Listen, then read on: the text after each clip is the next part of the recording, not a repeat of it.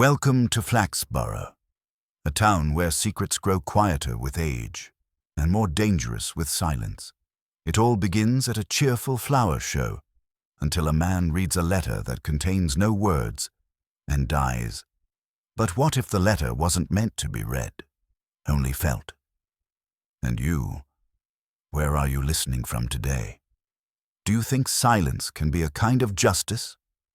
On any other Saturday, the corn exchange would have echoed to the gentle clink of trestle tables and the complacent breath of chrysanthemums. This, however, was the day of the Flaxborough Flower and Allotment Show, when cabbages acquired their own small dignity, and grown men were willing to fall out over onions.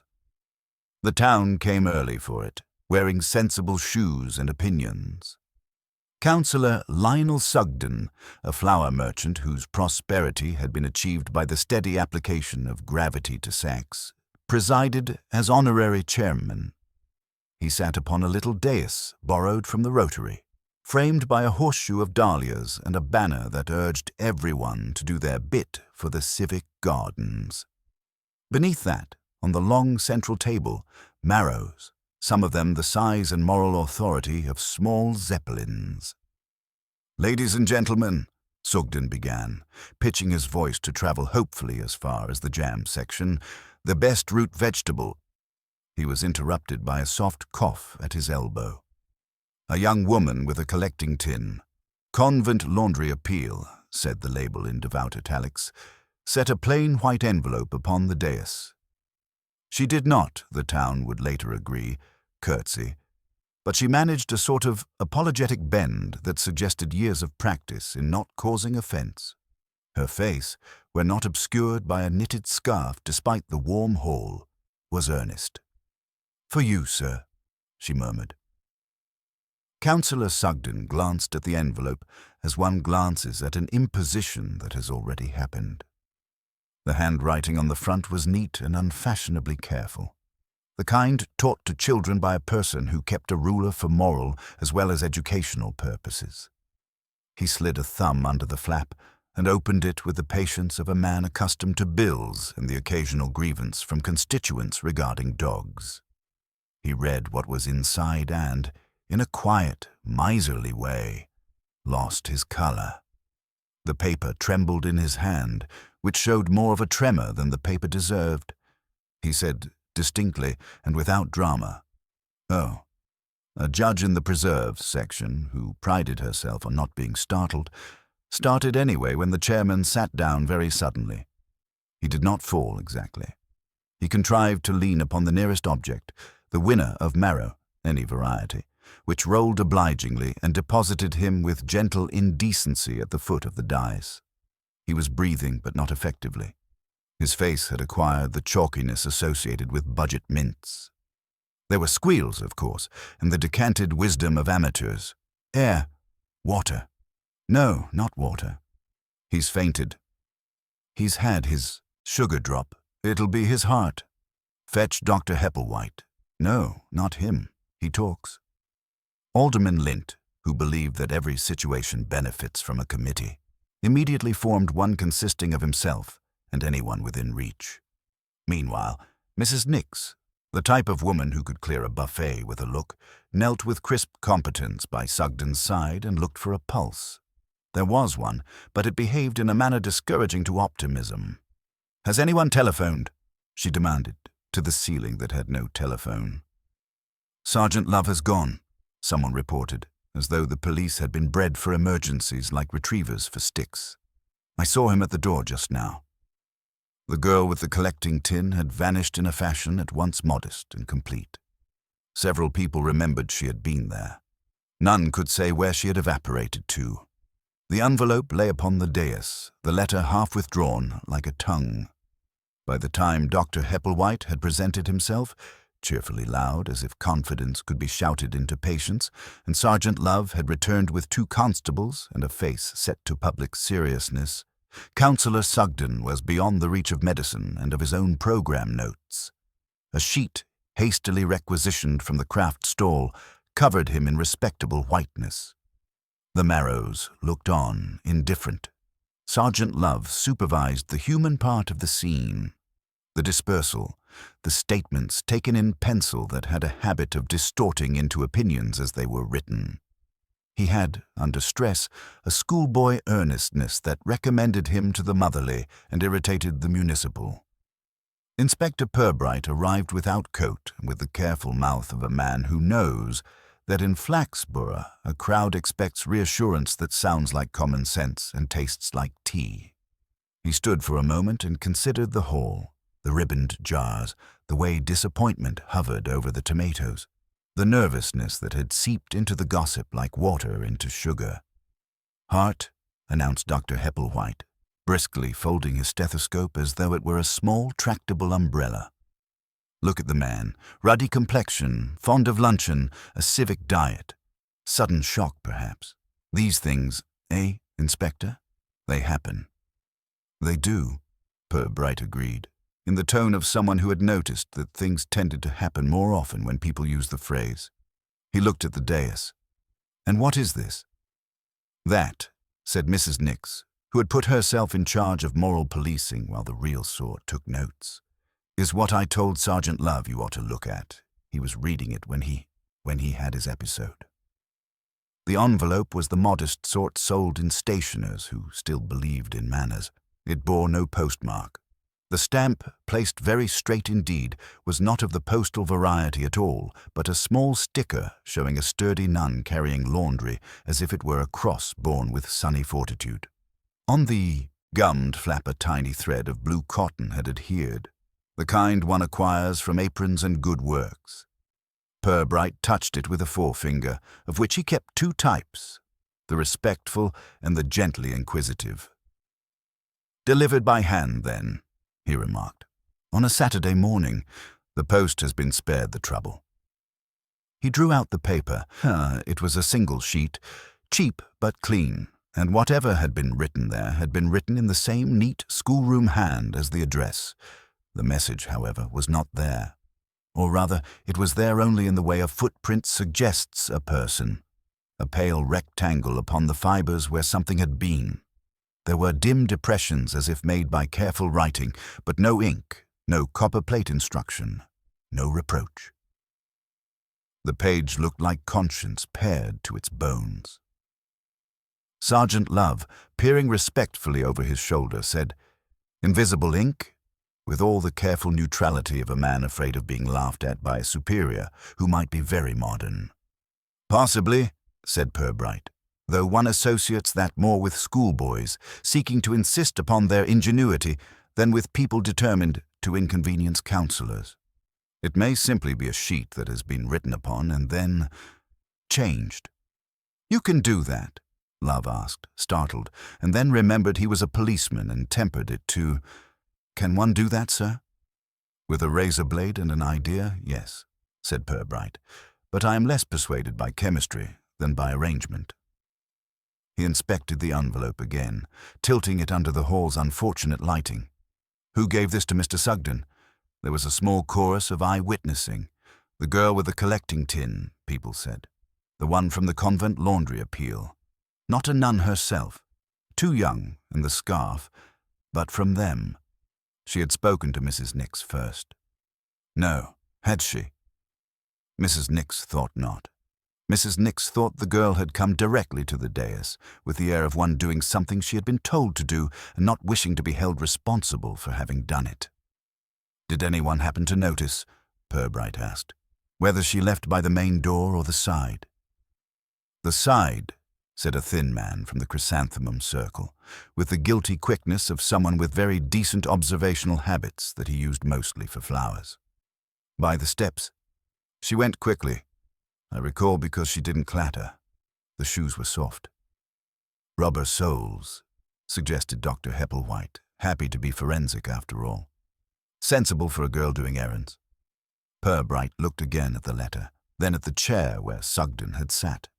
There was a scuff upon the wooden arm, and on the floor, half under the table's cloth, a small triangular scrap of white. He bent. His knees made the sort of noise men pretend their knees do not make, and he collected the scrap. It was the torn corner of an envelope, embossed faintly with a crest, a little cross inside a laundry tub. wreathed with the motto Laborare est orare. Around it the words Sisters of St. Mildred, Convent Laundry, Sandford Road. He slipped the scrap into his wallet with the propriety of a man pocketing a visiting card. "Dr.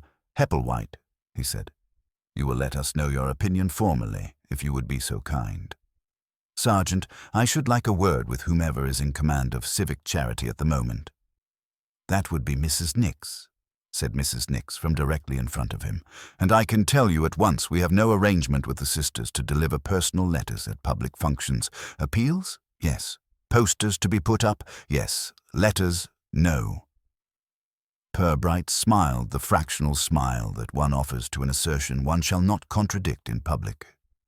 "Quite. The sisters, then, will perhaps have been busy this morning. They will know whether one of their volunteers called. They will know where the girl is."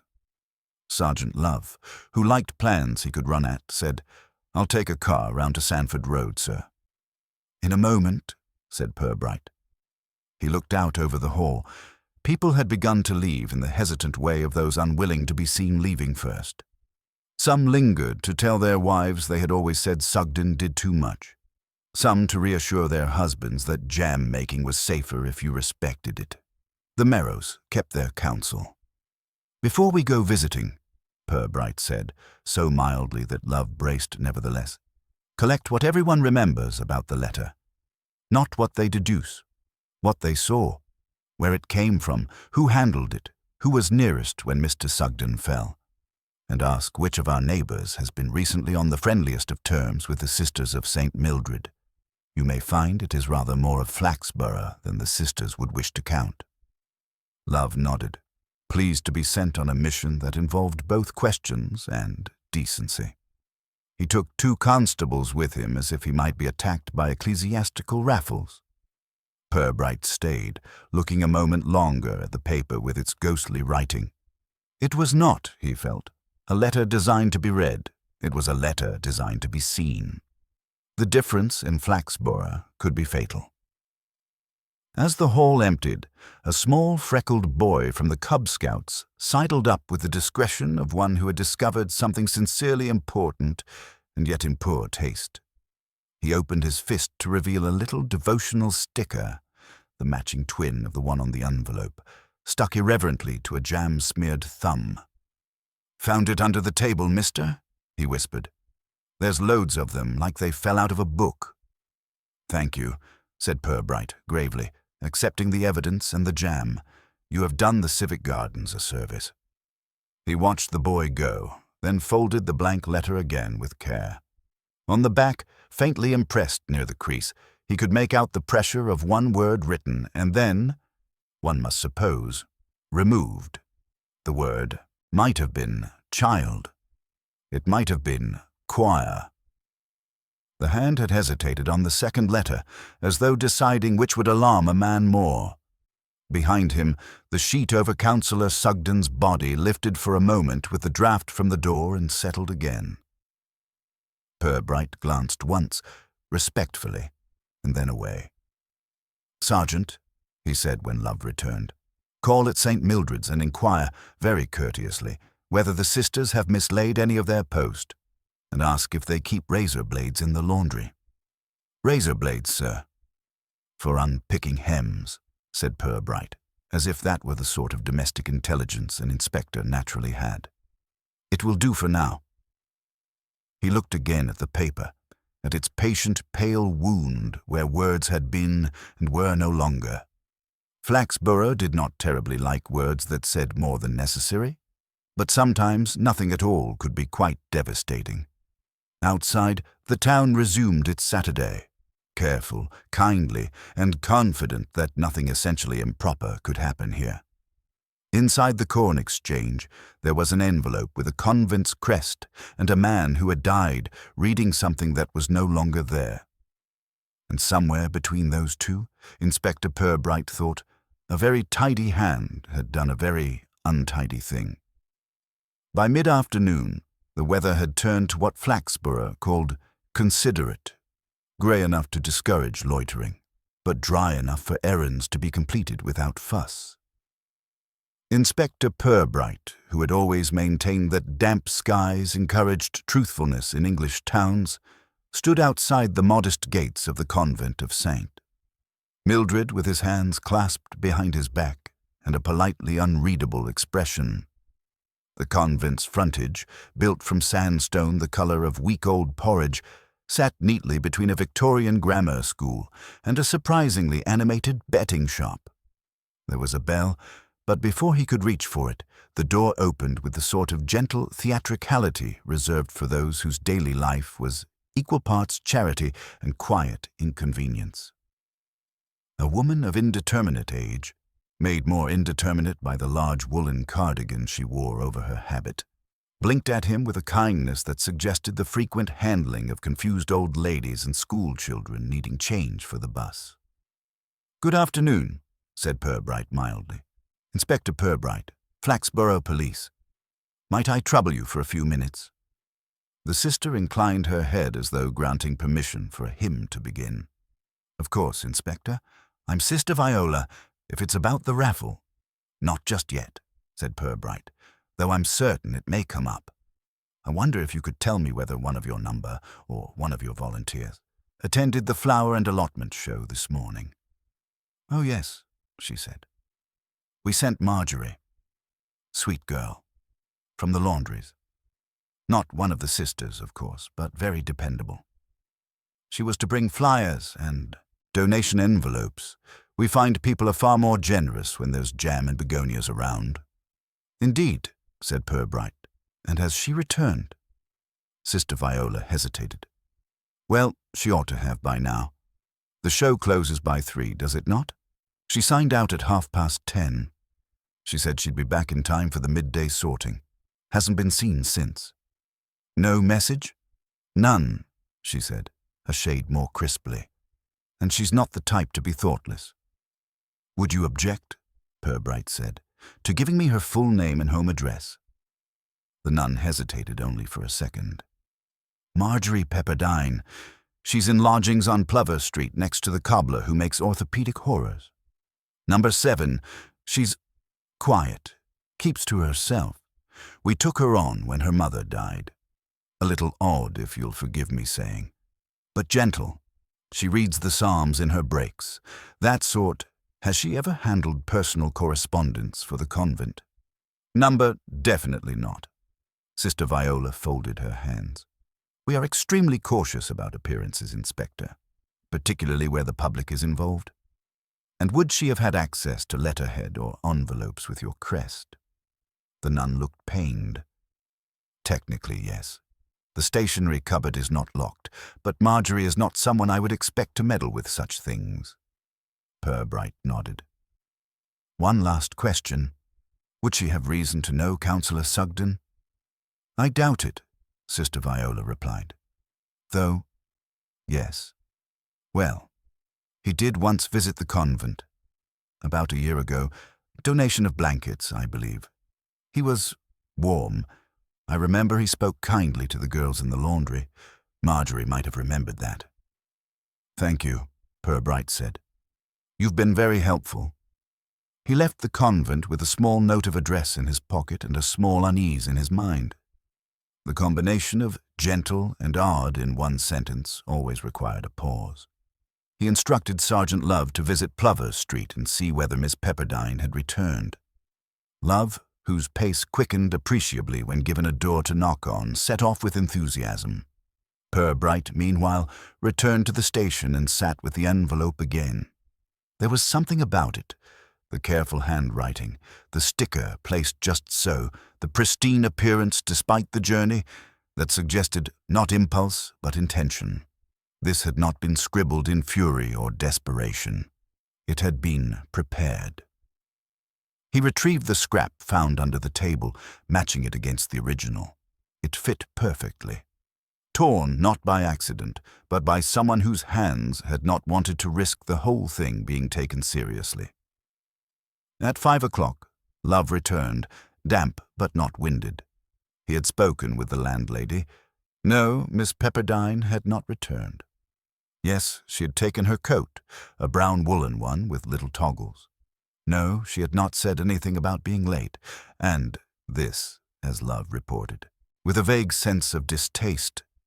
There had been something odd found in her room, a page torn from a hymnal with the words, "Woe to the shepherds who destroy and scatter," underlined in pencil.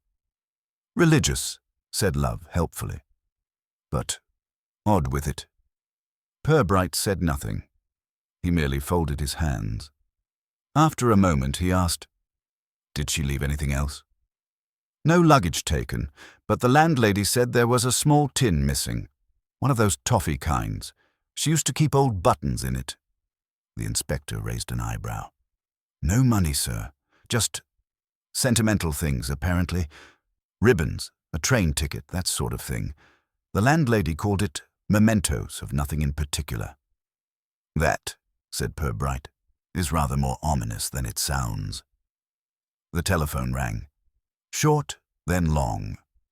Sergeant Love picked up, scribbled something, and turned. "Call from the civic offices," he said. "Miss Channing in records. She says you asked her to look into correspondences from Councillor Sugden over the past year. She's found something." They walked over together. The civic offices, which stood like a large cake iced with good intentions and grim funding, had seen more excitement today than in the last 12 budget proposals combined. Miss Channing, who wore horn-rimmed glasses like armor, met them at the door of the records office. "I've sorted through his last 6 months," she said without preamble. "There's one letter of interest, addressed to the trustees of the Convent Laundry Fund, about the eligibility of a donation." Purbright nodded. "What sort of eligibility?" "It was from Sugden. Stated that after reviewing past records, he believed a sum given by the council in 1976 had not been properly accounted for. He requested a formal audit, said the council might reconsider future grants, which naturally would cause difficulty. Embarrassment, certainly, and possibly scandal, but the letter was never sent. No? It's dated, signed, but in his personal file drawer, unposted." Love frowned. "So he wrote it but changed his mind?" "Or," said Purbright quietly, "someone persuaded him to." He asked for a copy of the letter, then paused at the exit. "Miss Channing," he added, "was anyone else known to have access to Sugden's private drawer?" "No one," she said. Then, uncertainly, "Except Miss Hargreaves, his secretary. But she's away this week." Tonsillitis Love and Purbright exchanged a look. On their way back, Love said, "Sir, if the girl never returned and no one saw her leave town, what do we suppose?" "We suppose," Purbright said, "that someone wanted her gone. Or perhaps she was frightened. But the question is not only where she is. No? It's who told her to go." At dusk, a call came in from the hospital. Post-mortem had been performed, under suggestion rather than suspicion. Councillor Sugden had died, as expected, of heart failure. But there were signs of recent stress. A man unwell for some time. The letter, or the person who gave it to him, had only helped time along. And yet, Purbright thought, staring again at the blank sheet in his office, what kind of person brings a letter they know says nothing, and leaves just before a man dies reading it? It was not the first time someone had used silence to kill, but it was the neatest. And it had begun, as so many Flaxborough things did, with a perfectly ordinary girl holding a perfectly clean envelope in the middle of a hall full of marrows. He locked the letter away. Tomorrow would be Sunday. A good day to visit the laundry, not for evidence, but for stains that had been carefully scrubbed from memory. It was 7:30 on Sunday morning when Inspector Purbright appeared without fuss or uniform at the rear gate of the convent laundry on Sanford Road. The mist still clung to the grass in flat, lazy blankets, and the birds, used to bells more than men, regarded him with cautious interest. Sister Imelda, who managed the laundry with the intensity of a naval quartermaster, opened the gate after a pause long enough to convey that she believed in human decency, but not necessarily in unexpected callers. "You're early, Inspector," she said, folding her arms beneath her apron, which was of the industrial kind and bore more starch than charity. "I believe in catching linen as well as people while they're still warm," Purbright replied, smiling faintly. Imelda looked unimpressed, but not hostile. "Well, we've not had Sunday sheets returned since 1987, but if you want to see the girls' workroom, best do it before matins. Follow me." The convent laundry itself was a square, solemn building at the rear of the property. Inside, the walls were painted a kind of penitential green and bore religious mottos that vied uneasily with the smell of bleach and starch. Steam rose from silver presses, and at one end of the long hall, a dozen iron tubs stood in 2 obedient rows. It was clean, meticulously so, but in the way of places where cleaning became its own theology. "Do any of the girls stay on site?" Purbright asked. "3 of them," said Imelda. "But not Marjorie. She's from outside. Wouldn't take a room, said she preferred her own things about her. Pictures and little books and such. You mentioned yesterday she was quiet. Yes, the sort of quiet you only notice when it stops. You know how some people make a room quieter by being in it? She was like that." Purbright nodded, and his eyes travelled along the workstations. "She ever bring in her own paper? Letters? Notes?" "Not that I saw," Imelda said, "but she had a diary. Tiny thing, blue cover, a little elastic strap. She kept it in the top drawer over there." She pointed toward a battered desk wedged behind one of the presses. Purbright moved to it and pulled open the drawer. It was empty, save for a single hairpin and a folded clipping from the Flaxborough Courier.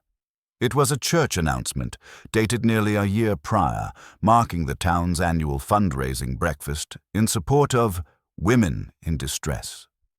The accompanying photo showed the mayor, a junior priest, and Councillor Sugden, all holding teacups and smiling with a look of grave hope. "She kept that?" he asked. "Every girl has her mysteries," Imelda replied. He studied the faces. Sugden's hand was resting lightly on a young woman's shoulder, barely visible in the corner of the frame, face turned just away from the camera. Her scarf looked familiar. So did the curve of her chin. It could have been Marjorie. "She was present at this event." Imelda peered over his shoulder. "I imagine so. We sent a few of the girls to help with the urns." "Did she ever mention the councillor after?" "Not that I recall, but she did get a bit withdrawn after that day. Took her lunch alone, seemed upset about something, but I never pressed her." Purbright folded the clipping and placed it carefully in his notebook. "Was there anyone she was particularly close to?" Imelda snorted softly. "That's the funny thing, Inspector. Marjorie liked everybody, but nobody seemed to like her quite back. Not in a cruel way, just like she was never quite in the room. Ghostly. Not ghostly," she said. "More like a person always waiting for permission to be real."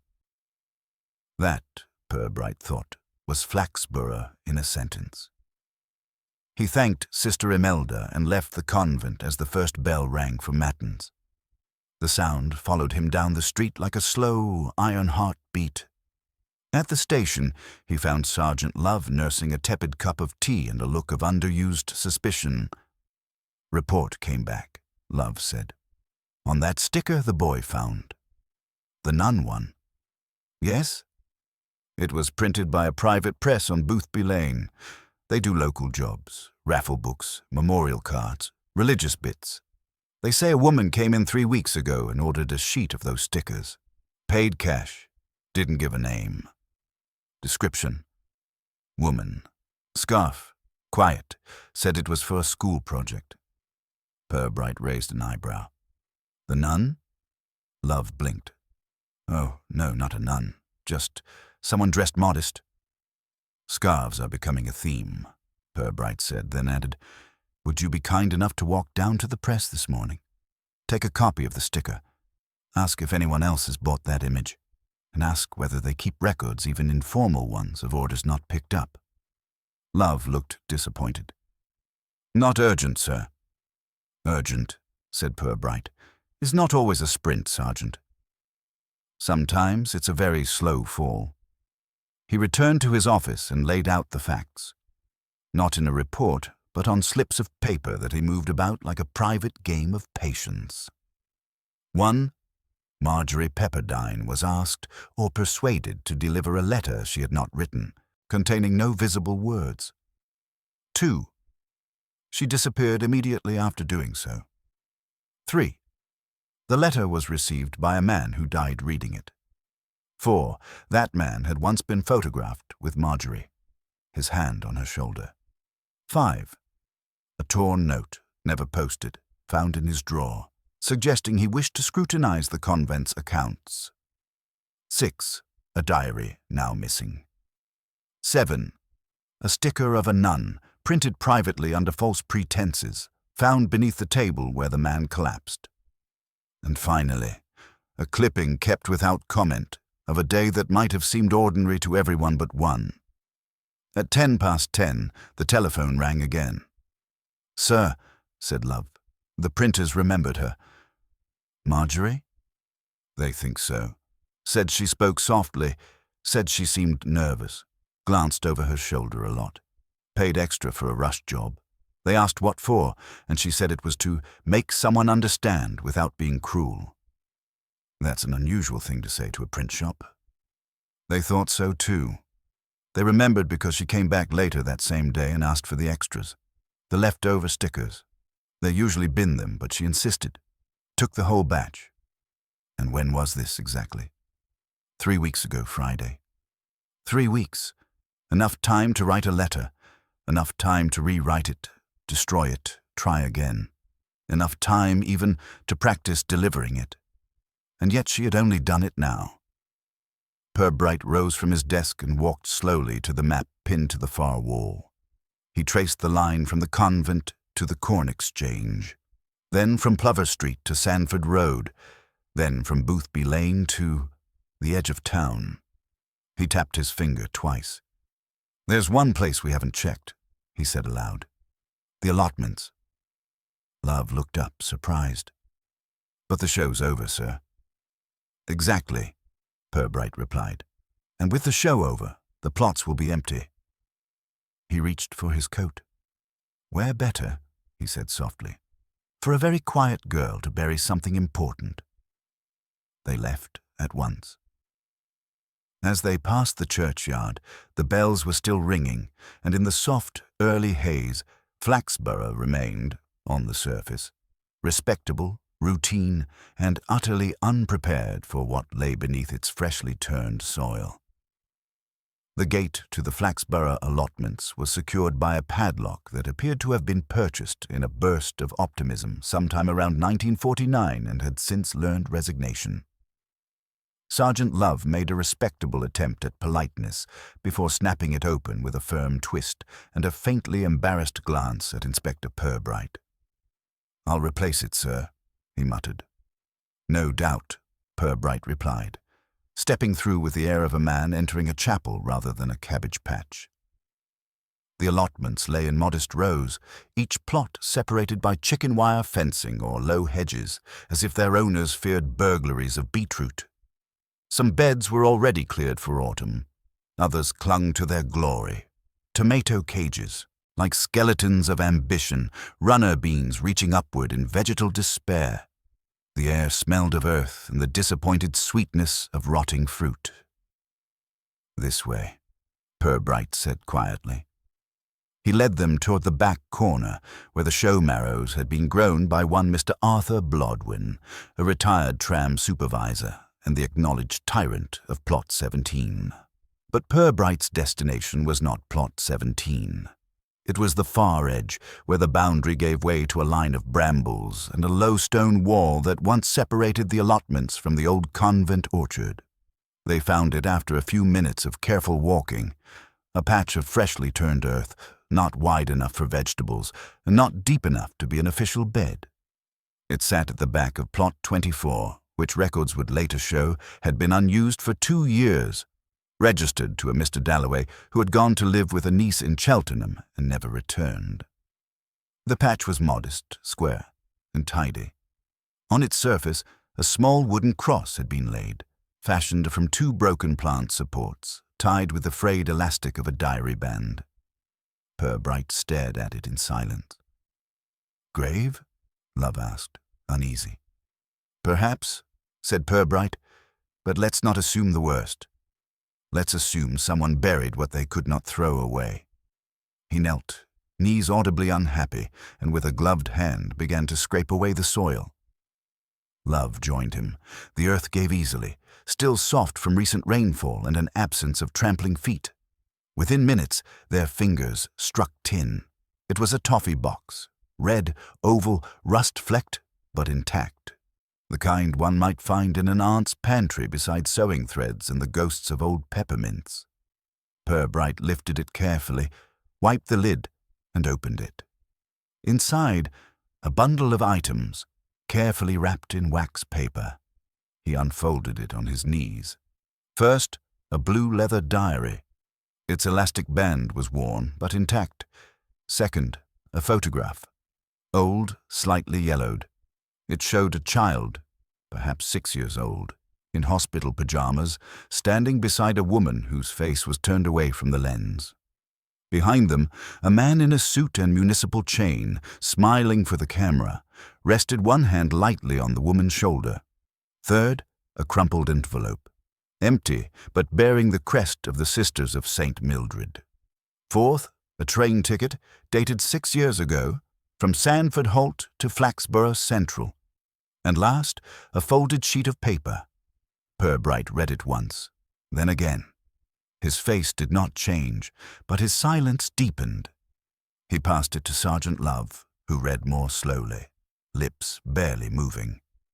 The letter was written in a small, careful hand. It began without greeting. He said we were special. He used to bring sweets when Mother was asleep. I don't remember when it started, but I remember the smell of his gloves.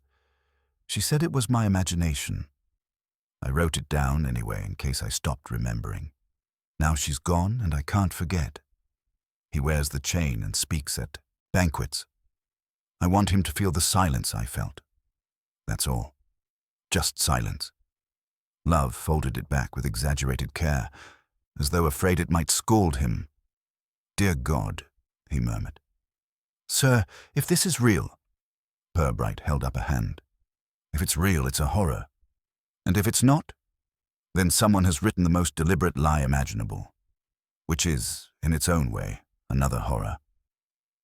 They stood. Purbright pocketed the letter and photograph. The diary he slipped carefully into an evidence bag. Love looked back toward the wooden cross. "That's not just a grave, sir. That's an accusation." Purbright said nothing. He simply stared at the cross, its arms uneven but firm.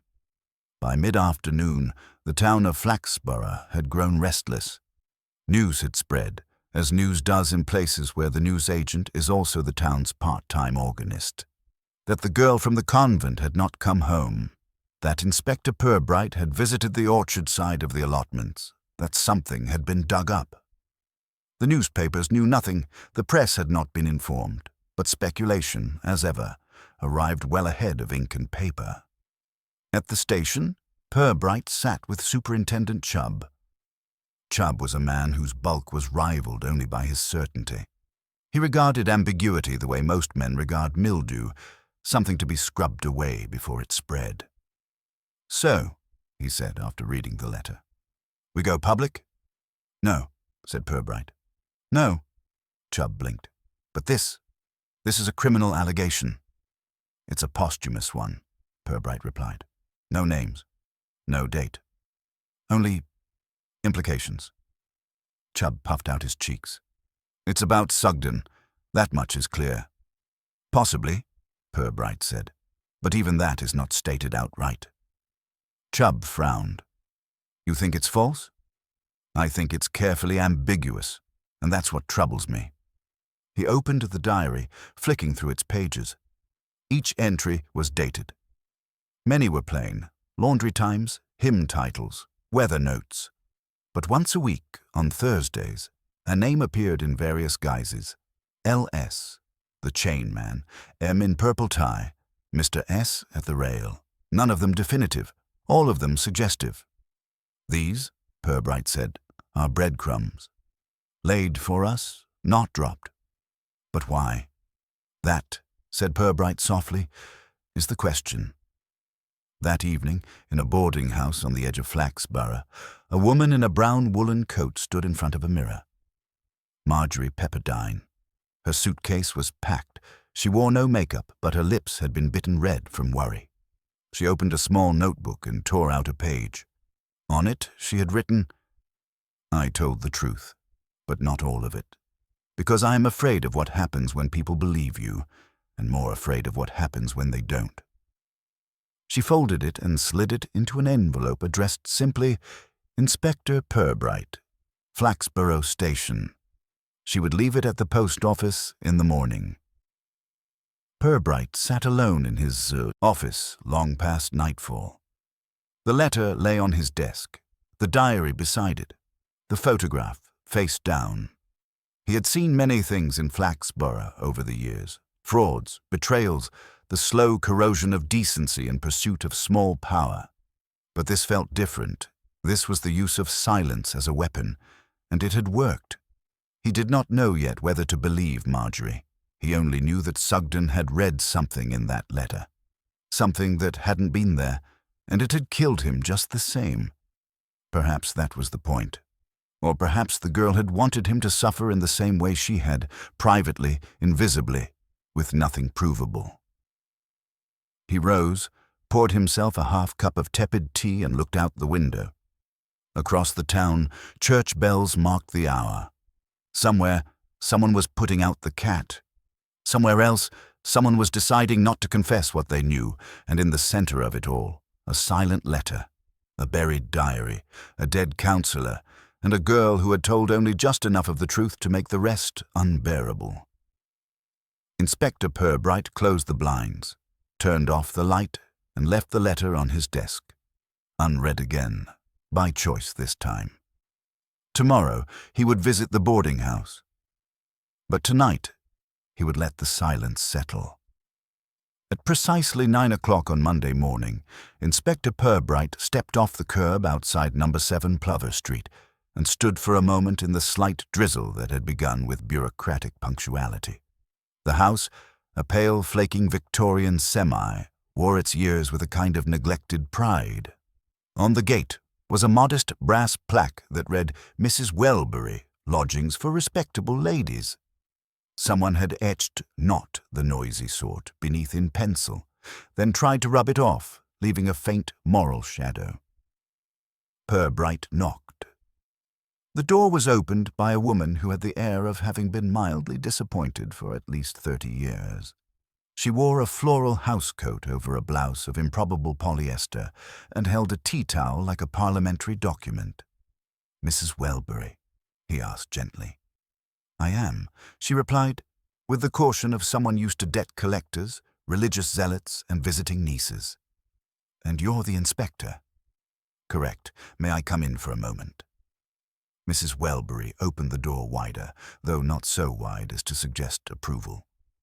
"She's gone, if that's what you've come to find out," she said, leading him into a hallway that smelled faintly of boiled eggs and lavender wax. "Miss Pepperdine?" "Up and left like fog." "When exactly?" "Saturday night," she said. "Late. I only noticed on Sunday morning. Found the key under the mat and the room tidy as a prayer book. Not a hair out of place. That girl could vanish without causing a draft." "Did she leave anything behind?" "Nothing except what I gave her," Mrs. Welbury sniffed. "A chipped saucer and an old blanket. I do let rooms, not host exiles." "Did she receive any visitors in the last week?" Mrs. Welbury paused. "One. A man. Thursday evening. Shortish. Red tie. Nervous fellow. Didn't stay long. 5 minutes, 10 at most. I asked no questions, naturally." "Did you catch a name?" "I'm not in the habit of interrogating guests," she said before pausing. "But I did notice something. He left a smell behind." Purbright blinked. "A smell?" "Polish. The lemony sort. You know, for shoes. Brought it in with him. That's how I knew he hadn't stayed long. He didn't have time to let it settle." "That," said Purbright, "is more helpful than you might imagine." He stood, offering her a polite nod. "One more thing. Did she ever speak of her childhood?"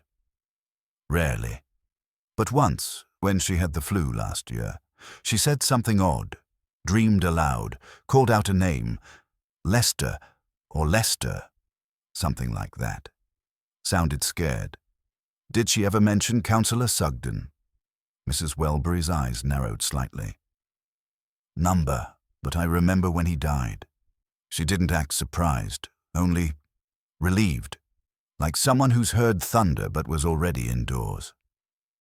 Purbright thanked her again and left the house with a mind busier than his pace suggested.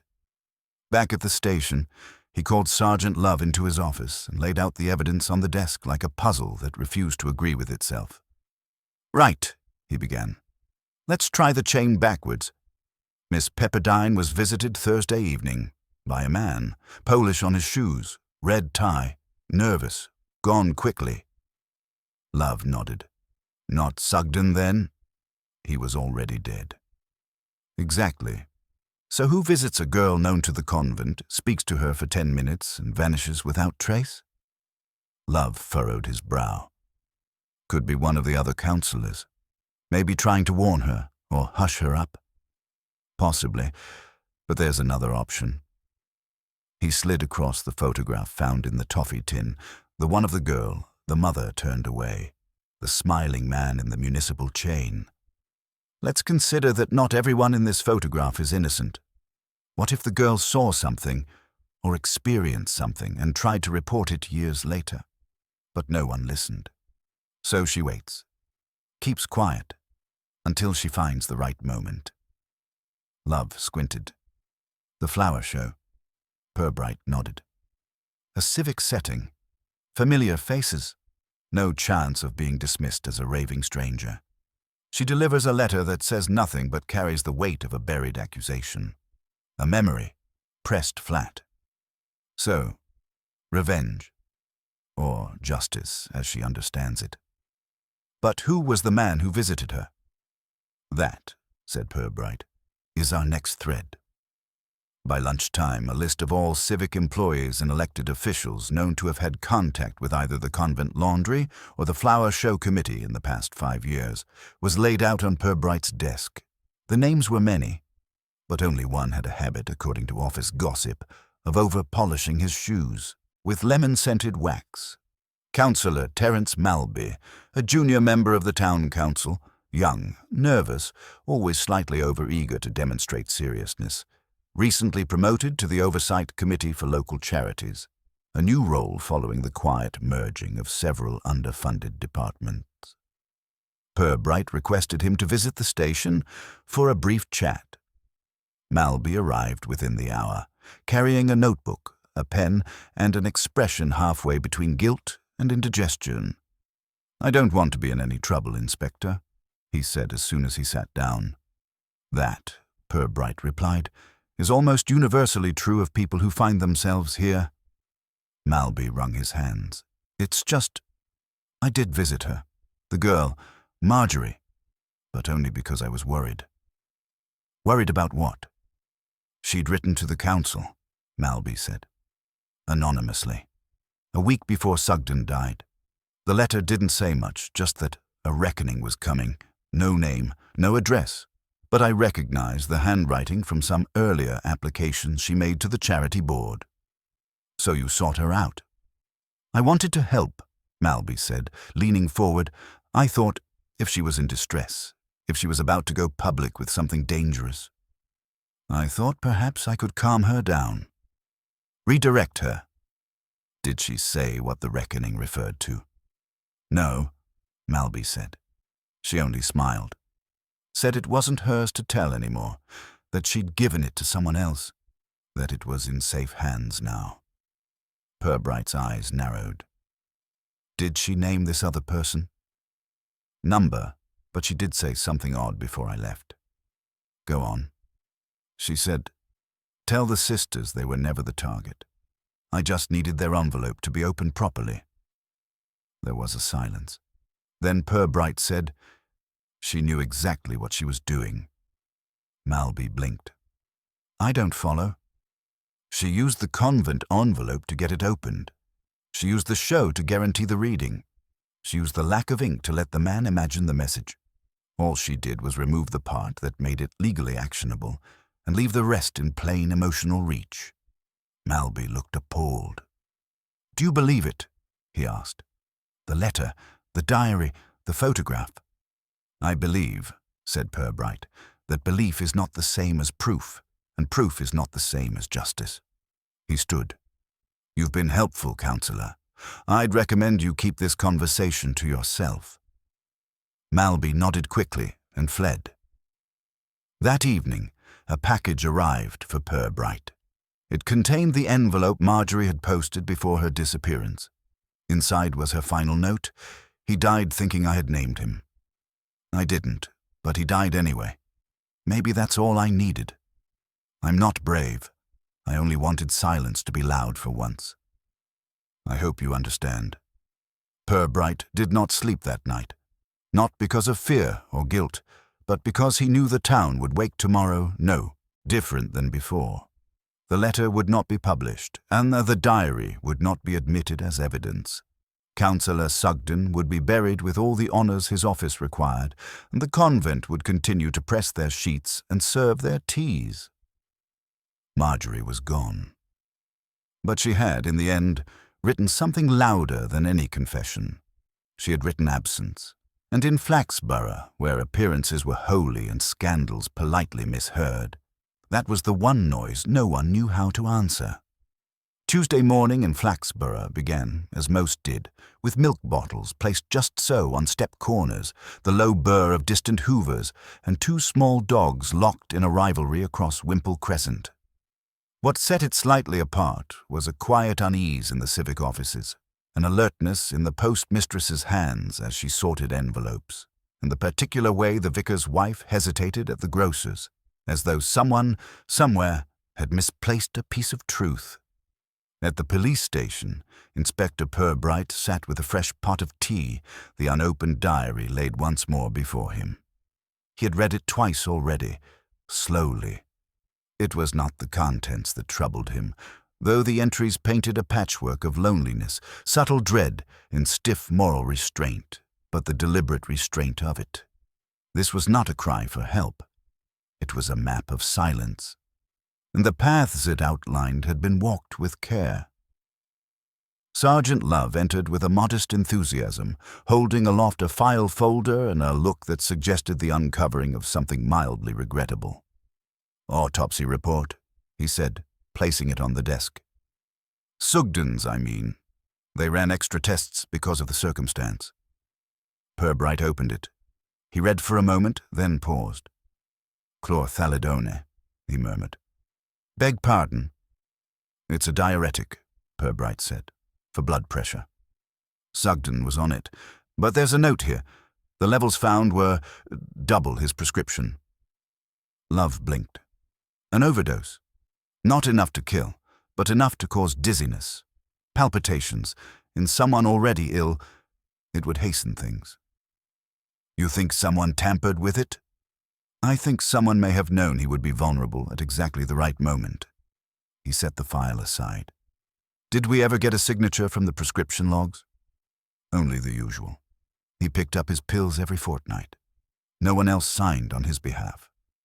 But, Purbright said softly, if someone close to him, secretary, aide, even a house cleaner, had access, it wouldn't need to be formal. He reached for his notebook, where several names had been underlined over the past days. One was Miss Evadine Hargreaves, Sugden's longtime secretary, currently off sick. We need a visit, he said, to a woman who kept his diaries. Miss Hargreaves lived alone in a tidy two-room flat above an optician's. When they arrived, she greeted them in a quilted dressing gown, her voice a threadbare soprano lined with colds and sherry. "Oh, him," she said when they mentioned Sugden. "Fussy, but not unkind. The sort who writes please in capital letters on memos." Purbright smiled politely. "We understand you were close to his daily affairs." "I was close to his desk drawer," she said, "which is the more intimate relationship in civic terms." "May I ask if you handled his medication?" "Oh, heavens, no," she said. "He was proud of his pills. Called them his morning martinis. Wouldn't let anyone near them. Said counting them made him feel reliable." Love cleared his throat. "Miss Hargreaves, did he have visitors? Quiet ones?" She frowned. "Only the usual. Junior councillors, auditors, petitioners. Oh, and one from the convent. A girl, a few months back." Purbright straightened slightly. "Do you recall her name?" "No," she said, "but I remember she had freckles and looked like someone halfway through a moral crisis. Brought him a letter, I think, or meant to. I saw it in her hand. She left before giving it over. Ran off, actually. Ran. Flushed," Hargreaves said. "Red in the face." Sugden watched her go like someone trying to remember whether they'd already committed a sin or were just about to. Back at the station, Purbright stared at the photo again. The girl at the edge, the shoulder half turned. "Why?" he murmured. "Does everyone only remember her halfway?" The answer, he suspected, was the same reason Sugden hadn't reacted more strongly to the first visit. She had been easily dismissed. Quiet, awkward, forgettable by design, but not unmemorable. That was the trick of it. She had learned, perhaps painfully, how to occupy the corner of people's awareness without ever seeming to belong to it. And then, when it mattered, she had made herself visible precisely once. "Love," he said, "I want every document Sugden received in the last month. Every envelope, stamped or not. Check his bin. Check the secretary's outbox. If Marjorie sent anything else, or tried to, there may be fragments." What emerged later that day was not a letter, but a receipt. From the civic mailroom log, one envelope received a week before Sugden's death. No sender address. Contents not noted. Delivered directly to his office. The signature of receipt was Sugden's own, and in the corner of the envelope scan, faint but visible, was a sticker, same as the others.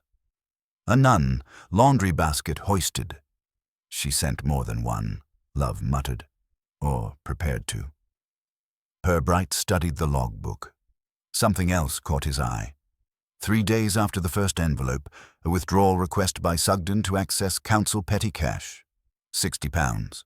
The purpose listed was donation adjustment. "A bribe?" Love asked. "More likely a hush," Purbright said. "Or an apology." "So he knew." "Or feared," said Purbright.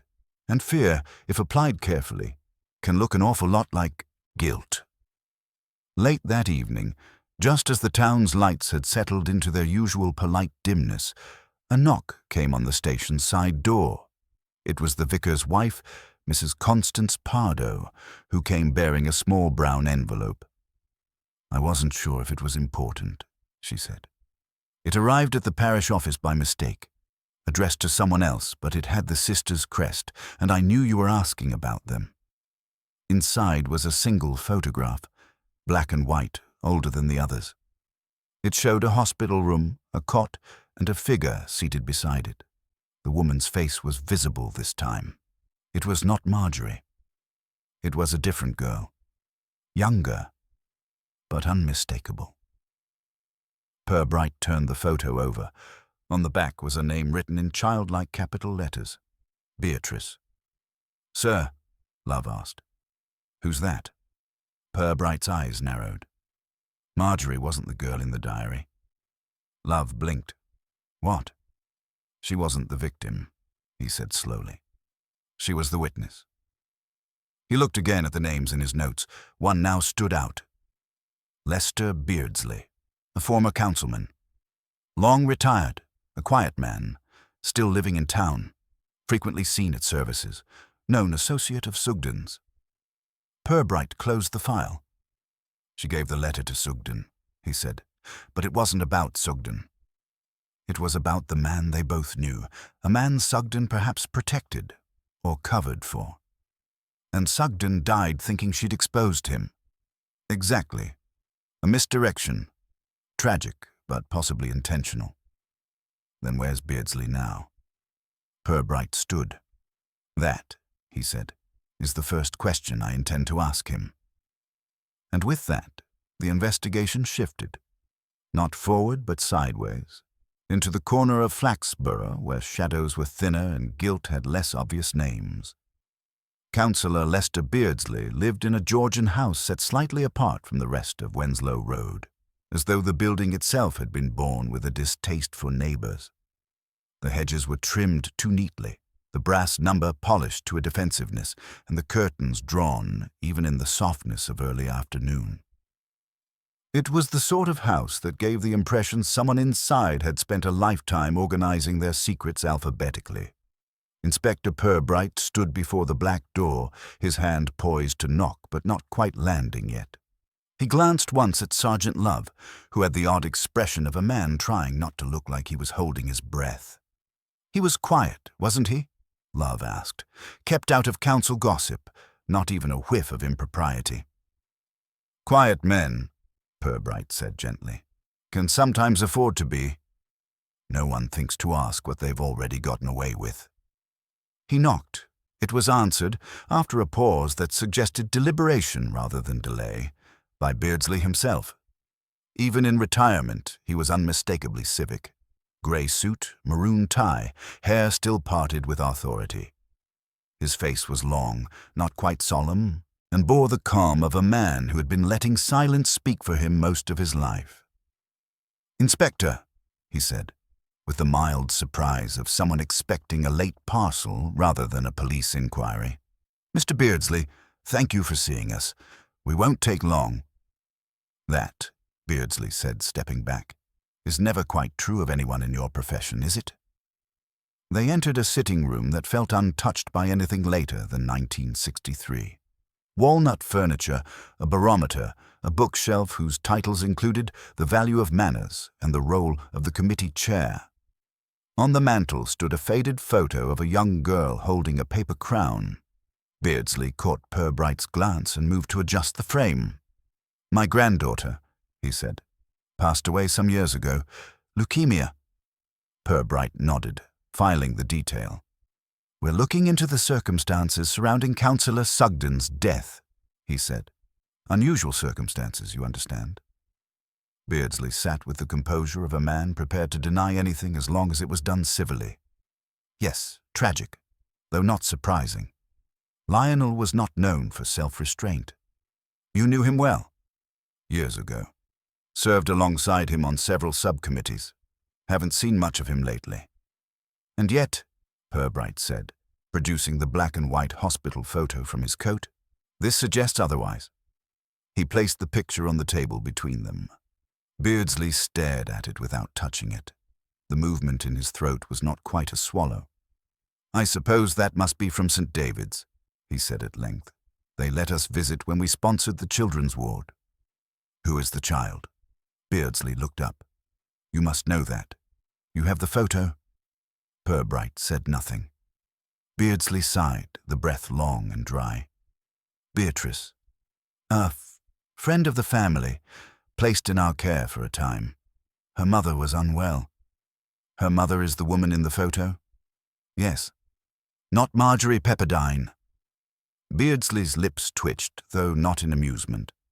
Number Marjorie was the niece. She often accompanied Beatrice. The girls were close, shared a room. She was quiet, watchful. "Did she live with you?" "For a few months, nothing formal, a temporary arrangement." "Was there ever an incident involving her? Or Beatrice?" Beardsley looked at him steadily. "Children invent things, Inspector. They look for patterns where none exist, especially when frightened." Purbright let the silence settle. Let the weight of the room press in around the words. "And what?" he said softly. "Did she invent?" Beardsley didn't answer, but something in his expression shifted, just slightly. A flicker of something not quite fear and not quite guilt. Something colder. Calculation. "You think she's made accusations?" he said, tone almost clinical now. "That she planted this narrative. That Lionel believed it and it killed him." "Did he?" Beardsley smiled, thinly.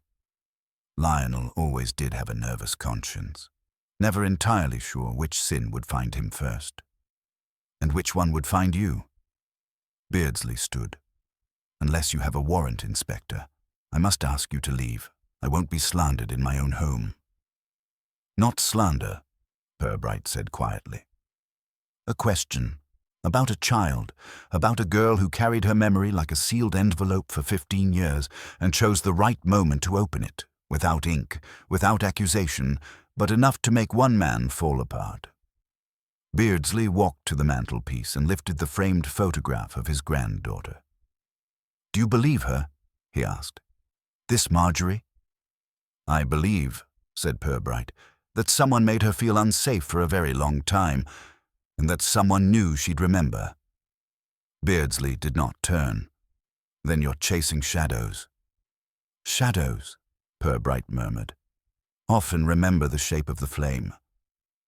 Back at the station, Love was uncharacteristically quiet. "You think he's guilty?" "I think," Purbright replied, "that he knows how to bury things without leaving fingerprints." "But why would she go to Sugden?" Purbright leaned back in his chair.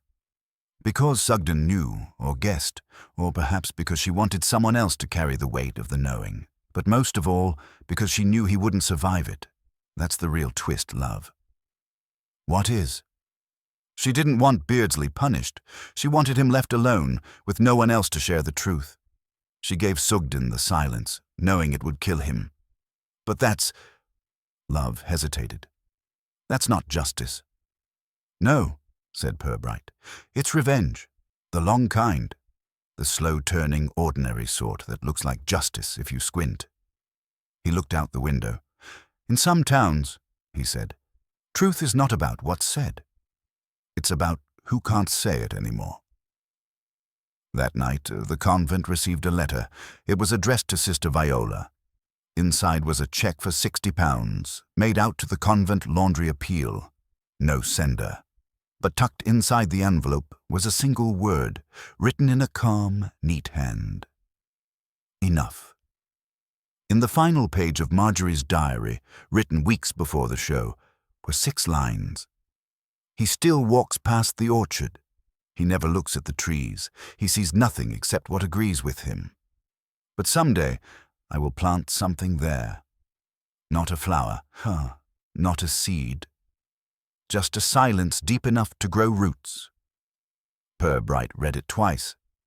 Then he closed the book, filed it under miscellaneous correspondence, closed cases, and marked the folder with 2 words in faint pencil: "Not for review." And for the first time in many days, he turned off the office light before midnight. The darkness in Flaxborough had never been total, but tonight it was soft enough to rest in. Just tomorrow he would be asked questions, and tomorrow, as ever, he would answer only what was needed. Next morning, Flaxborough settled back into its usual rhythms, well laundered, faintly self-congratulatory, and not quite awake to its own unease. Market stalls appeared as if from muscle memory. A steam lorry juddered by the church gates, and someone had chalked "Remember the Marrows" on the side of the corn exchange, which was promptly scrubbed off by 8:30. What lingered, however, could not be mopped away. A silence just a shade deeper than usual, like a collective breath not quite exhaled. Inspector Purbright was in no rush. He sat at his desk, sipping tea that had cooled to philosophical temperature, flipping slowly through the civic record of Councillor Sugden's final months. It was all there in type and margin notes, funding motions, allotment permits, mild rebukes over budget revisions. But what interested him now were not the documents themselves, but their omissions. No mention of Beardsley, no duplication of the note discovered in Sugden's drawer. Just absence. Deliberate, well-dressed absence. "Sir," said Sergeant Love, entering with a notepad and the faint bounce of someone who hadn't yet learned to dread good news. Mrs. Pardoe called again. The vicar's wife, "Oh, she says one of the church donation boxes is missing." Purbright blinked. "And? Well, it's not theft exactly. Nothing valuable in it. But someone seems to have removed the old donation booklets and left something else." "What sort of something?" Love cleared his throat, pulled a folded sheet from his pocket, and placed it gently on the desk. It was a photocopy of a page from Marjorie's diary. Not the inked one, but the penciled scribble found between hymnal quotes and laundry rotas. It read, "He said no one would believe a child. He said girls exaggerate. He said I was lucky he noticed me. He said don't tell." Beneath it, in Marjorie's own hand, she had written, "Now the whole town has been told." Purbright sat perfectly still. "She didn't run," he said quietly. Love looked at him. "Sir?" "She didn't run," Purbright repeated. "She scattered the truth like breadcrumbs, not just for us, for everyone. A photograph in the vicar's post, a note to the convent, now this." Love's brow furrowed. "But why the diary page?" "To make it public," said Purbright. "To make it undeniable. One person's accusation can be dismissed. A rumor in writing left in a place of trust, that stays. It spreads. She wants people to ask questions." "No," Purbright said. "She wants people to hear the question they've been ignoring." He rose from his chair. "Come on. We're going to pay another visit to Beardsley." They found him in the garden. It was a narrow strip, immaculately kept. Roses climbing a trellis, herbs boxed in labelled rows, a bird bath that had not seen a feather since the Queen's silver jubilee. Beardsley was trimming the edges of the lawn with small, deliberate scissors. He did not look up. "I suppose this is about the church," he said, snipping evenly. "You've heard. I'm not deaf, nor naive." Purbright stepped closer. "She's not stopping, you know." "Marjorie?" Purbright nodded. "She's not vanishing into silence. She's speaking now, in her own way. Unprovable, yes, but relentless." Beardsley straightened slowly, brushing his hands off on his trouser legs. "Then you'll have to arrest me, won't you? Or dig. Find your bones. That's what you people do." "No," Purbright said softly. "That's not what I do. I watch, I listen, and I wait for people like you to run out of rehearsed silences." Beardsley smiled faintly. "What is it you think I did?" "I think," said Purbright, "that there was a girl named Beatrice and a frightened one named Marjorie. And I think you mistook their silence for safety." Beardsley's face hardened. "You have no evidence?" "No," Purbright agreed. "Only fragments. A girl's diary. An overdose made to look natural. An envelope left on a dais. A town beginning at last to mutter." Beardsley turned to Love. "You understand this is slander, don't you? You're officers of the law, bound by rules." Love looked at him, then at Purbright, then at the garden. "We're bound by more than rules," he said quietly. "We're bound by what people choose to carry when no one's watching." Beardsley said nothing. Purbright took a breath, the kind that filled a room more than a chest. "I won't be arresting you today," he said.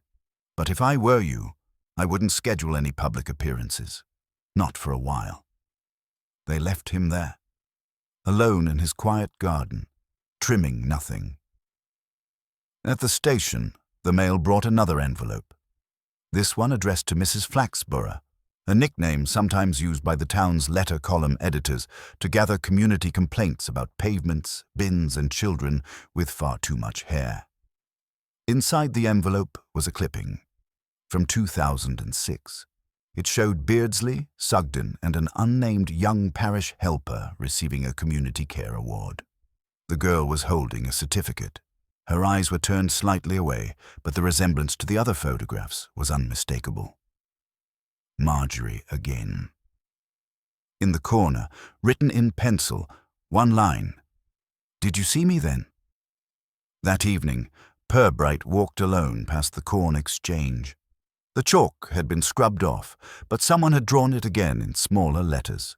This time, some letters kill, some bury. He turned into the churchyard. It was dusk now, and the stones were beginning to blur into the shadows. A woman stood near the far gate, wrapped in a green coat, scarf pulled low. She didn't run. She didn't move. She simply stood. When he approached, she looked at him with the eyes of someone who had expected to be believed far too late. "Marjorie," he said. She nodded. No surprise in her. "You're not hiding?" "No," she said softly. "I'm remembering, out loud." He nodded. "You've made your case in your way. I didn't want to punish anyone." He raised an eyebrow. She smiled. Not with handcuffs. With knowing. With silence made heavy. "Beardsley may never face court." "I know. Are you satisfied?" She thought for a long moment, then, "No, but I'm no longer ashamed to be unsatisfied." She handed him an envelope. The last page. He took it. She turned and walked through the gate, disappearing into the growing dark, coat quiet against the stone. At his desk, later that night, Purbright unfolded the letter. It read, "Inspector, I know I'm only one girl, one voice, one silence too long, but now that I have spoken, others may begin. I do not expect justice from the town. I expect weather. Rain first, then slow turning, then new ground. What you do next is not for me. But please, do something, even if it's just listening harder than the town prefers."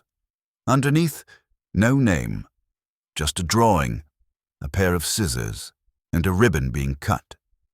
The next day, the town council received a letter demanding an inquiry into the conduct of former officials. Anonymous, but with enough documentation to require legal attention. And in the church pews, at the grocery queue, at the civic luncheon, people began, cautiously, to say her name. Not loudly, not yet. But they said it, and they remembered. And that was a beginning. The following week, the automare sharpened around Flaxborough like a question left too long unanswered. Mornings came crisper, with a bite that made coats a necessity rather than a choice, and hedgerows turned the color of old bruises. The town moved as it always had, modestly, methodically. But under it now, a subtle change stirred. Whispers flowed where water once did, under garden gates, through shop counters, between pews. People had begun to speak, and worse, to think. At the police station, the Morning Post brought a small parcel wrapped in brown paper and tied with blue string, the sort of parcel one might send from a station platform after pausing for too long at the edge. It was addressed to Flaxborough Police, at an Inspector Purbright in the same careful hand that had once adorned an envelope placed quietly upon a flower show dais. Purbright opened it without haste. Inside, a cassette tape, no note, no label, just the object itself, compact and unassuming, resting on a folded piece of wax paper as if to keep it warm. He held it up between thumb and forefinger. "Sergeant Love," he said without looking up, "have we anything left in the building capable of playing this?" Love, summoned from an unenthusiastic tussle with a budget request form, peered at the tape as if it were a relic. "There's an old player in the evidence room. Came in last year with that counterfeit seminar case.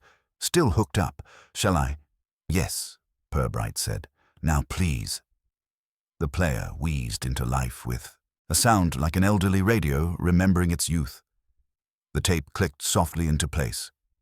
Love pressed play. At first, nothing, then the soft crackle of blank air. Then, a voice.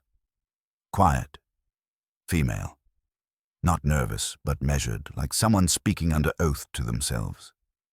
My name doesn't matter. What matters is what I saw. What I remember. What I learned not to forget. Love glanced at Purbright, who held up a hand.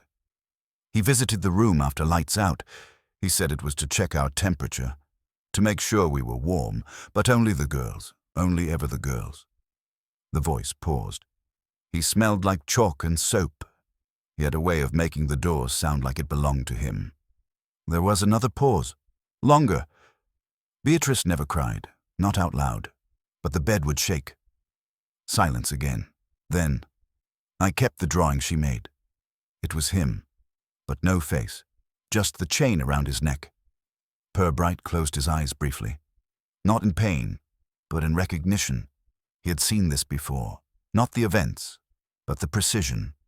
The way a child, grown older and silent, arranges memory like furniture. Nothing wasted, nothing sentimental. The voice continued. When she was taken back to her mother, they said she was confused, and when I stayed on, I learned what to keep to myself. That truth is only welcome when it asks nothing in return. Click. The tape stopped. No farewell. No accusation. Just the record of a silence, played back at last. Love exhaled, carefully. She recorded it, and left it for us. Purbright nodded. Not to investigate, to witness. But what do we do with it, sir? It's not, legally, it's not. No, Purbright agreed. It isn't. But it is now part of the town's history. It will sit in the evidence archive under anonymous witness materials, and someday, perhaps, someone braver than us will find it again. Love hesitated. You think she's still in town? I think, said Purbright, she's no longer hiding, which is not the same as being seen. That afternoon, the town council gathered for its quarterly review, an affair more suited to tea cakes and deferential yawns than drama. But today, the public gallery was half full, and the agenda included Item 7B, Request for Posthumous Inquiry into Councillor Lionel Sugden's final days and conduct. It had been submitted anonymously, with attachments. Among them, a copy of the diary page, the church donation box photo, and a list of documented visits by Beardsley and Sugden to children's wards, charity events, and convent fundraisers spanning 2 decades. The mayor read it aloud, haltingly. By the end, no one spoke. Not because there was nothing to say, but because the words they might have used had been made inadequate by time and effort and a fear of being the first to say what was already known. The motion passed quietly. Later that evening, in the warmth of the vicarage kitchen, Mrs. Pardoe sipped her tea with the calm of someone who had recently stopped pretending not to know. Marjorie used to bring biscuits, she told Purbright, every Wednesday when she was still volunteering, the plain kind. She said she liked things that didn't pretend to be anything more than they were. Did she ever confide in you? No, Mrs. Pardoe said, but once she asked how long a secret had to be kept before it became just a fact. And what did you say? I told her the town already knew, just didn't have the language for it yet. That night, Purbright sat alone in his office. The cassette was back in its box, the diary closed, the envelope labeled, everything accounted for, everything filed. He stared for a long time at the words he had written on the label, witness materials, Marjorie P. Not for circulation, not because he wanted to hide them, but because, in Flaxborough, truth could not always be handed over like evidence. It had to ferment. It had to settle into the soil like old compost. Unpleasant at first, but quietly nourishing. He poured a finger of brandy into a chipped station cup, leaned back in his chair, and murmured aloud. She was never trying to punish him. He said it again, quietly. She wanted him to feel what it was like to be believed too late. And in that, he thought, she had succeeded. At the far edge of town, beside the now empty allotment plot, a small wooden cross still leaned against the fence. It had weathered the recent rain well, its twine binding now tighter, the sticks darkened but upright. Someone had laid a ribbon beside it. Not a flower, not a wreath, just a single red ribbon curling gently in the wind. There was no name, but everyone somehow knew who it belonged to. The next morning, the postmistress of Flaxborough, who had once prided herself on detecting forged return addresses with more flair than the police, stood for a long time examining a single envelope. It bore no return address, no stamp. And yet it had arrived, placed squarely in the center of the outgoing tray as though someone had quietly dared it to be noticed. She read the recipient's name twice. Miss G. Parley, Flaxborough Gazette, letters desk. With a glance around the sorting office, no witnesses, only sacks of sleepy correspondence, she slit it open. Inside was a letter, printed, typed, not handwritten, but its words hummed with a stillness she couldn't quite shake. To the town of Flaxborough, this is not a confession. I owe no court. This is not an accusation. I've already been dismissed. This is not revenge. If it were, you'd know. It's just a page. You may turn it, burn it, or read it twice. Once there was a man you admired. He wore medals and shook hands. He clapped children's shoulders and opened fetes with a practiced smile. He said he was a patron of the innocent. I was once innocent. There was another man, quieter, respected, soft-voiced. He spoke rarely but sat often in the background. You gave him awards for his years. You asked his advice. You said he brought dignity to a town that otherwise had to earn it. I learned that silence, when respected, can be a hiding place, and that girls, when quiet, are assumed content. I buried nothing. I let it grow. I waited for a season no one believed in. Now it has flowered. You can pretend you still don't see it, but it has your soil on its roots. When the postmistress finished reading, she folded the letter again, very carefully, and placed it back in the envelope. Then she walked it across town herself. By midday, it had landed on Miss G. Parley's desk. By tea, it had been typeset, and by Thursday's edition of the Flaxborough Gazette, it was column 3, just beneath the complaints about bin collection, just above the results from the Women's Institute beetroot jam competition. It was printed in full. No commentary, no byline, just the words. Councillor Terence Malby read the letter over his cornflakes. He finished reading and pushed the bowl away. His wife, across the table, did not look up from her toast. She said, without turning a page, "You said you never knew." Malby hesitated. Then, "I didn't." And that, somehow, was worse. At the convent, Sister Viola held the newspaper in trembling fingers. She read it 3 times, as though each pass might reveal a trick or exoneration.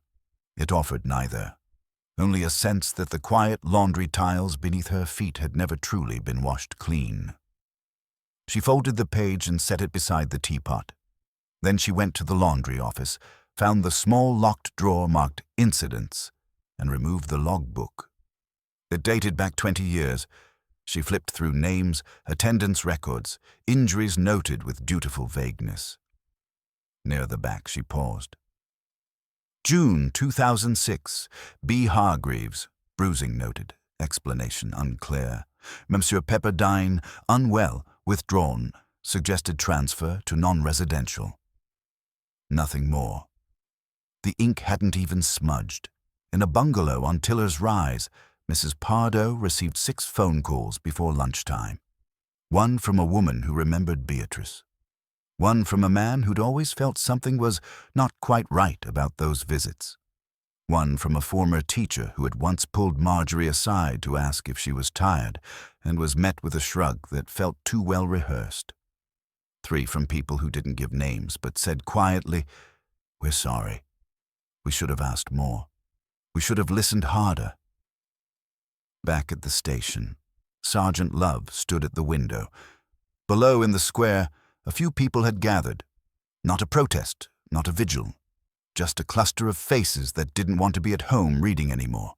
He turned. "Sir, what happens now?" Purbright didn't look up from his desk. He was reading again the final letter Marjorie had sent, the one with the ribbon drawing. "We wait," he said. "For what?" "For the town to admit it knows." And after that, Purbright looked up at last, his face unreadable. "After that, we see if it can live with it." That afternoon, a small ceremony took place at the Civic Gardens, a replacement plaque for Councillor Lionel Sugden's bench, which had begun to draw too much attention. The original inscription had read, "In honor of his years of generous service to Flaxborough." The new one said, "Bench donated 1986. No name, no history. Just wood, iron, and the town's right to forget. The only person not seen in Flaxborough that week was Lester Beardsley. His garden grew wild, the curtains stayed drawn, and the house, once so fiercely kept, seemed to exhale. The neighbors said nothing, not out of loyalty, out of exhaustion. 3 days later, a woman appeared at the post office with a bundle of leaflets. No title, no cover image, just 30 pages stapled and bound. The postmistress recognized her, of course. Marjorie. She didn't speak, just handed the bundle across the counter with a slip that read, "For circulation, if permitted." The leaflet's first page contained a single sentence, "How to hear the quiet ones." Beneath it, compiled from lived memory, anonymous by choice, not shame. By the end of the week, every waiting room in town had a copy. Some vanished, some were scribbled on, some were quietly moved to the backs of shelves, but none were binned. On Sunday, after evensong, Miss Parley of the Gazette met Purbright on the church steps. She offered him a copy of the next week's editorial, still in draft form. He read it, then nodded. "Do you think she'll see it?" Miss Parley asked. "She'll know it's there," he said. "That'll be enough." Miss Parley hesitated. "Do you think the town will forgive itself?"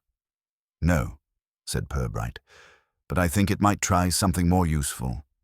"What's that?" He smiled faintly. "Understanding."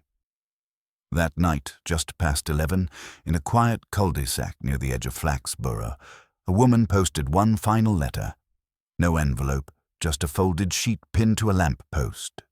It read, "I was not alone," and below it, in small but steady handwriting, "If you weren't either, speak.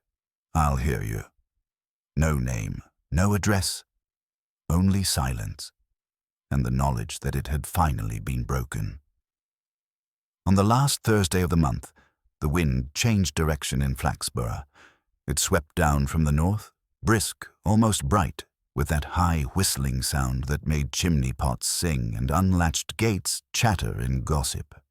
It moved through the lanes like a messenger late for an appointment, ruffling hedgerows, skimming across allotment beds now turned bare and brown, and tugging at the hem of the past like a child who needed to be heard. At the police station, Inspector Purbright stood by the window, watching leaves chase themselves in circles on the square. A cup of tea cooled on the sill beside him, untouched. On his desk lay 3 documents: a typed statement, unsigned, a notice from the diocese regarding the convent's future, charitable reviews, and a folded article from the Flaxborough Gazette titled, "Quiet No More, the Town That Listened Late." He had read it twice. He wasn't sure reading it a third time would change what it meant. Sergeant Love entered, tugging off his gloves and brushing wind from his collar. "Bit of news, sir," he said, warming his hands over the radiator as if it were a confession booth. "Yes?" She came back. Purbright turned. "Marjorie?" Love nodded. "Walked into the station 20 minutes ago. No fuss. Said she wanted to return something." What did she bring? Love held up a small cardboard box, no larger than a lunch tin. Inside, a packet of letters, neatly bundled. Some typed, some handwritten, all dated, all addressed, never posted, to various local officials, including Sugden, including Beardsley. She wrote them, Love said, but never sent them. Just practiced. Over years, looks like. Different tones, different words, always stopping short of an accusation. Purbright opened the box and removed one letter at random. To whom it may concern, you might remember me. Or you might not. That's the trouble with quiet girls. We make poor echoes. But I saw, and I remembered, and I grew old enough to know that memory alone won't save anyone. He read the signature. MP. He returned it to the stack. Where is she now? Waiting, said Love. In interview room 2. Purbright nodded once and went. She sat by the window, hands folded, the same green coat folded on the chair beside her. Her scarf hung loose, and for the first time she looked less like someone surviving the past and more like someone walking out of it. Inspector, she said softly. Miss Pepperdine, he replied, sitting opposite. You've returned. She smiled faintly. I never really left. Not properly.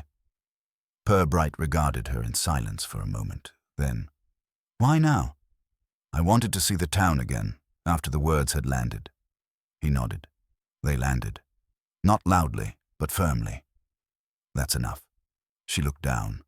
I didn't come to press charges, or ask anything. I know. I just wanted to leave the truth in someone's keeping. It's been kept, he said. She looked up at that. Something in her eyes softened. And Beatrice? Purbright leaned back. There's no record of her after 2008. She was moved. New name, new foster placement. It was buried, officially I mean. But we've made quiet inquiries. She's alive, working with young people. Advocacy work. Marjorie closed her eyes for a moment. Good. She always wanted to be useful. She is, he said. And Beardsley? Still silent. No denial. No confirmation. He has not responded publicly to anything. That sounds like him. She reached into her coat pocket and pulled out a final envelope. No stamp, she said. But this one, I want delivered. He took it without opening. It. To whom? She smiled, sadly. To whoever needs it. The next morning, that envelope appeared taped to the town hall notice board. Neatly, without spectacle. The writing was bold, clear, and unashamed. To those who remain. This is not the end. It's the return of something quieter than revenge, deeper than grief. You raised us in classrooms and chapels and allotments and bake sales. You saw our smiles, you praised our manners, and you missed the moment we stopped being children. That was when the silence began. I was not the only one. There were others. There are still others. This town is small, but silence is smaller. It can be broken. It can be named. You only have to listen. MP. By midday, there were flowers beneath the notice board. By evening, there were names. Not many, not loud, but written. One on a napkin, one carved into the bench, one tucked into the church's prayer box, each saying in its own way, I too. Purbright stood at the window of his office again that night, looking out at the now familiar bench. The one whose new plaque no longer mentioned Sugden, the one now crowded by quiet offerings. Love entered, this time without a folder. She's gone again, he said. Left on the morning bus, didn't say where. Purbright didn't turn. She's not gone, she's just finished. They stood there in silence for a long time. Then Love, hesitantly, do you think the town will change? Purbright smiled. Not with hope, but with clarity. No, he said. Not all at once. Then, turning toward his desk, he lifted the small box Marjorie had left. He placed it in the cabinet beneath the files, alongside the anonymous tape and the diary pages. He locked the drawer. On the label outside, he wrote, "Witness Archive, to be read if silence returns." And with that, the case of Marjorie Pepperdine came to an end. Not with sirens or scandal, not with headlines or handcuffs, but with a town just aware enough to blush. There would be no prosecutions, no official inquiry. The law, as it often did, had run alongside the truth but never quite beside it. But the silence had been named, and that, in Flaxborough, was a kind of justice. The end.